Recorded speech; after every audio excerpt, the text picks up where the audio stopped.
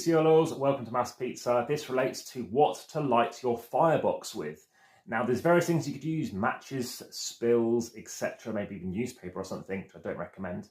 But what I tend to use is one of two things. I typically use this lighter, which happens to be a long, extended Bic lighter, so to speak, but there are other obviously lighters available, and you light it up and away it goes. Now, the other advantage of something like this is, yes, you could go for a flexible nozzle. The advantage of being nice and steady like this and metallic is you can just poke it around and it works very effectively at allowing you to just nudge around those coals. Maybe you've got some pellets which, I don't know, in a corner and they're not lighting. Maybe you have some charcoal or some long wood charcoal in particular, or maybe some kindling or even that fire lighter which just isn't doing its job and it needs a bit more aeration and you don't want to blow it.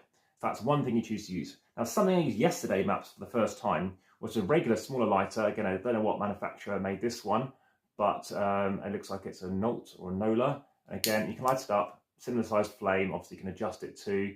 I would probably say a bigger flame is recommended, but you can also make it last longer with a smaller flame.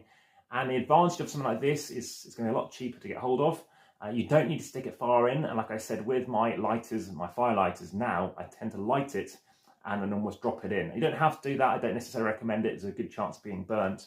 But for me, it just allows to, I think, help nuzzle that in there. And it's obviously a lot easier to light a fire lighter like that, especially a natural one with a good duration on it, as opposed to trying to dig your hand in. But there's two options there. If you've already got one, just stick with it. Let me know what you do prefer.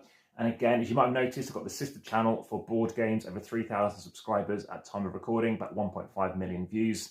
And yes, YouTube have given me an award. That's why that is behind me here. It's a lamp, amongst other things.